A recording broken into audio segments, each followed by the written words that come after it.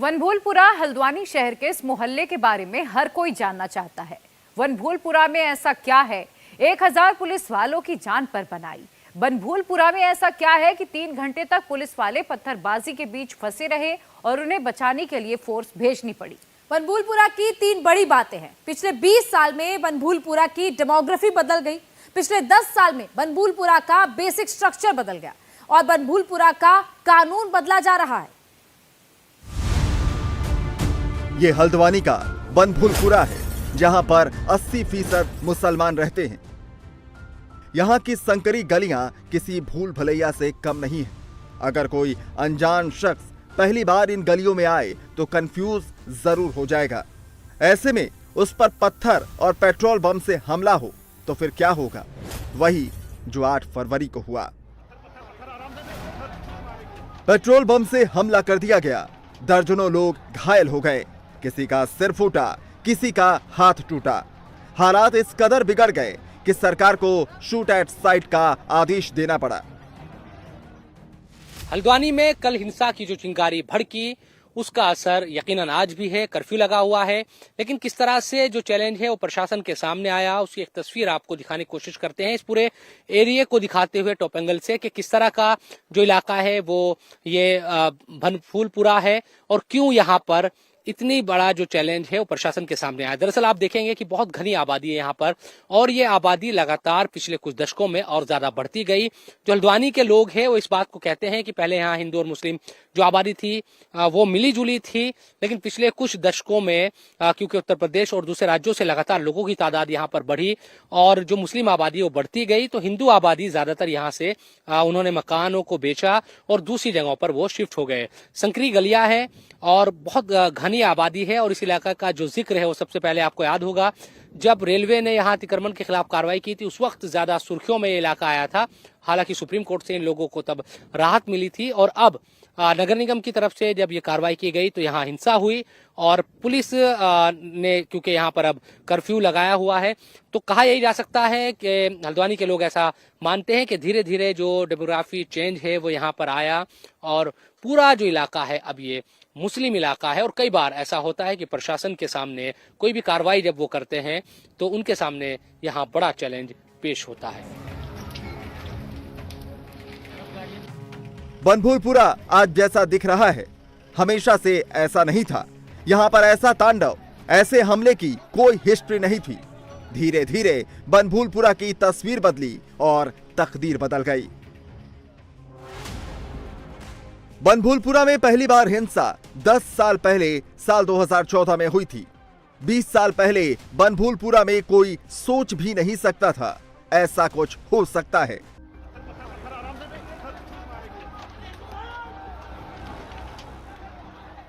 वनभूलपुरा में पुलिस पर हमला करने की हिम्मत कहां से आई? कैसे एक साथ इतनी भीड़ इकट्ठा हो गई?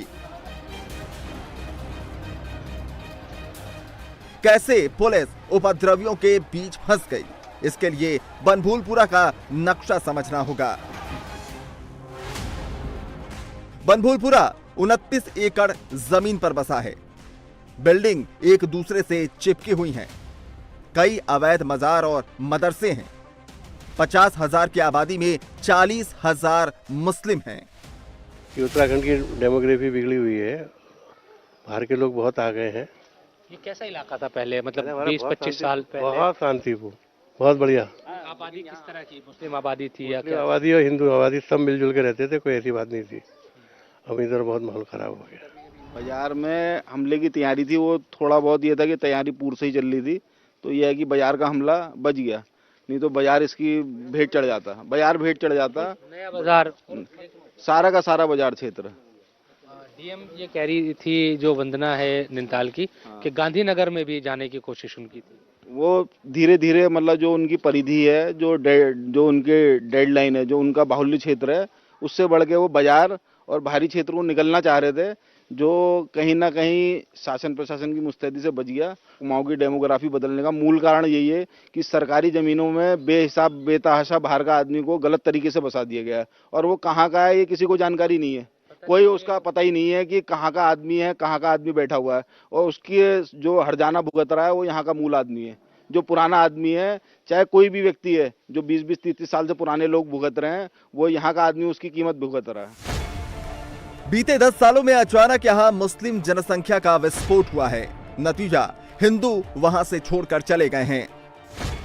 1960 से पहले यहाँ हिंदू आबादी मेजॉरिटी में थी, लेकिन जैसे ही मुसलमानों की आबादी 20 से 30% के करीब बढ़ी, हिंदुओं ने वहां से पलायन शुरू कर दिया।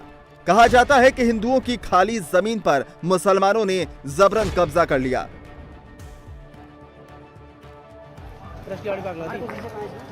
इसके बाद बनभूलपुरा में मौलानाओं की तकरीरों का कब्जा हुआ, जिसके आफ्टर इफेक्ट को पूरे देश ने देखा। बनभूलपुरा में ये सब अचानक नहीं हुआ, इसकी पूरी प्लानिंग की गई थी। 30 जनवरी को बनभूलपुरा की मुस्लिम बस्ती की छतों पर कहीं पत्थर नहीं जमा है। ड्रोन कैमरे से ली गई तस्वीरें इसकी गवाही दे रही हैं। तो फिर पत्थर कब इकट्ठा किए गए? बनभूलपुरा को और अच्छे से समझने के लिए हमारी टीम उन गलियों में भी गई जहां पर पत्थरबाजी हुई, वहां पर भी गई जहां पर पेट्रोल बम चले। तो एक बात समझ में आई, पुलिस वालों को चक्रव्यूह में फंसाकर हमला किया गया। जब यहाँ पे जो ध्वस्तीकरण के लिए जब पुलिस और प्रशासन वहाँ पे पहुंचा था, तो पहुंचने के बाद से ही पथराव चालू हो गया था, पथराव शुरू हो गया था। तो चारों ओर से पत्थर शुरू होते, लेकिन हमने स्टार्टिंग उनको पीछे कर लिया। पत्थर हाथ पाँव में लगे तो उस समय कोई दिक्कत नहीं थी, उनको थोड़ा पीछे कर लिया था। लेकिन जैसे जैसे ध्वस्तीकरण हुआ, अंधेरा हुआ, तो चारों तरफ से भीड़ ने घेर लिया। घेरने के बाद पथराव चालू कर दिया, कहीं आग जला के रोड होल्ड अप कर ली और जाने का मौका नहीं दिया, बसने का मौका नहीं दिया। पत्थर पता नहीं कितने लगे, कुछ समय तो गिनती नहीं है पत्थरों की। हेलमेट सर में तो बहुत ही ज्यादा लगे। अच्छा, हेलमेट लगाया हुआ था? हेलमेट हमने लगाया, पूरी हमारी सेफ्टी थी, इसलिए हम बचे हैं। अच्छा। पैरों पे लगे हैं, गुमचोटें आई हैं हमें, हाथों पे आए। हिलाए पत्थर कौन, क्या देख पा रही थी आप उस वक्त, क्या चीजें थी? जब हम वापसी ले रहे थे तब तो उनके साथ बच्चे भी मार रहे थे पत्थर, लड़कियां भी मार रही थी। जब हम 6 बजे, जितना भी टाइम था, खैर टाइम तो हमने नहीं देखा, होने लगा था, मेरा था उस समय। लेकिन उस समय जो खिड़कियों से पत्थर आ रहे थे ना, वो बच्चे और लड़कियां भी मार रही थी पत्थर, लड़के भी थे उस समय। बनभूलपुरा में अवैध अतिक्रमण के खिलाफ डेमोलिशन तो 15 दिन से चल रहा था। उन बिल्डिंग्स में चला जो नक्शे में नहीं है। प्रशासन की टीम अतिक्रमण को हटाने के लिए गई थी।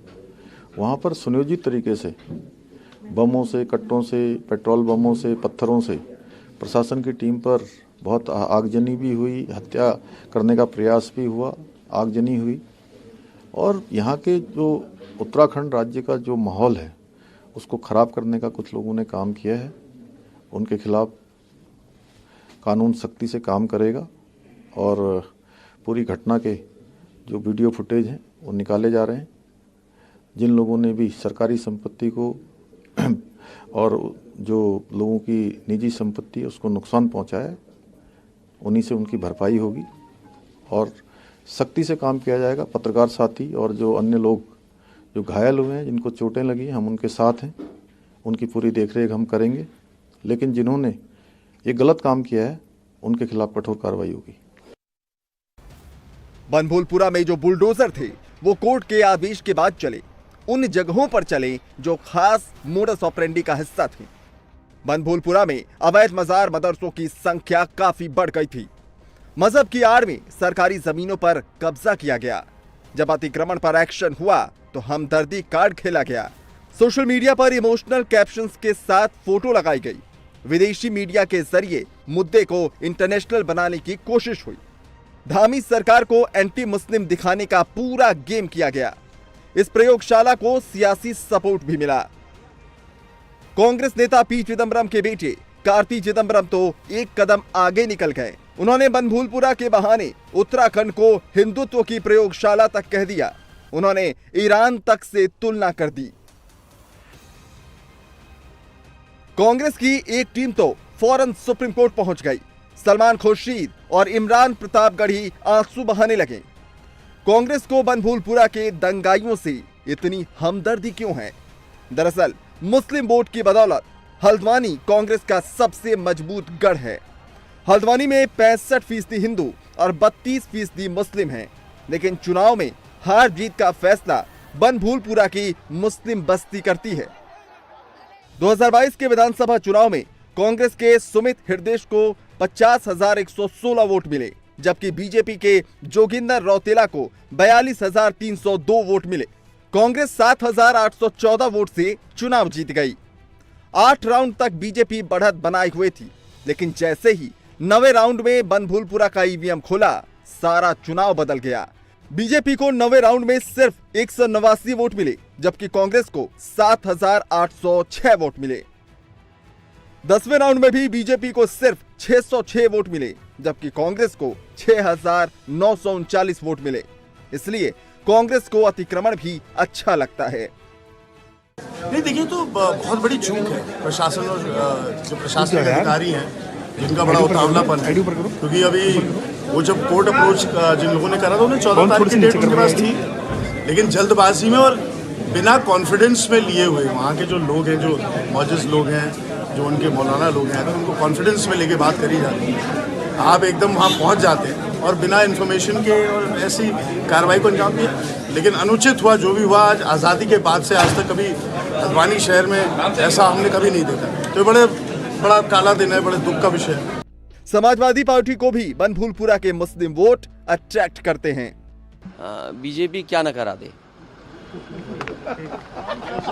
लेकिन धामी सरकार किसी दबाव में झुकने वाली नहीं है। मुख्यमंत्री ने 2 टूक कह दिया है कि जितने भी मकान सरकारी जमीन पर कब्जा करके बनाए गए हैं, उन्हें तोड़ा जाएगा। अब समझिए डेमोग्राफी चेंज कैसे होती है। सबसे पहले एक ही समुदाय के लोगों का पहुंचना, फिर अपने मजहब के लोगों को और बुलाना, धीरे धीरे आबादी बढ़ाना और फिर इलाके का बेसिक स्ट्रक्चर चेंज करना, ताकि दूसरे धर्म के लोग खुद वहां से चले जाएं। बिल्कुल यही बनभूलपुरा में हुआ। जब इतिहास को सुधारने की कोशिश हुई तो पावर दिखाई गई। बनभूलपुरा की हिंसा प्री प्लान थी। इसका एक सबूत पेट्रोल बम अटैक से 45 मिनट पहले ली गई ये ड्रोन तस्वीरें हैं। बनभूलपुरा की हिंसा वाली गली में सब कुछ सामान्य है। लोग आराम से अपने कामकाज के लिए जा रहे हैं। सिर्फ 45 मिनट बाद अचानक इतनी भीड़ कहां से आ गई? आशंका है कि मदरसा और मजार के नाम पर लोगों को भड़काया गया।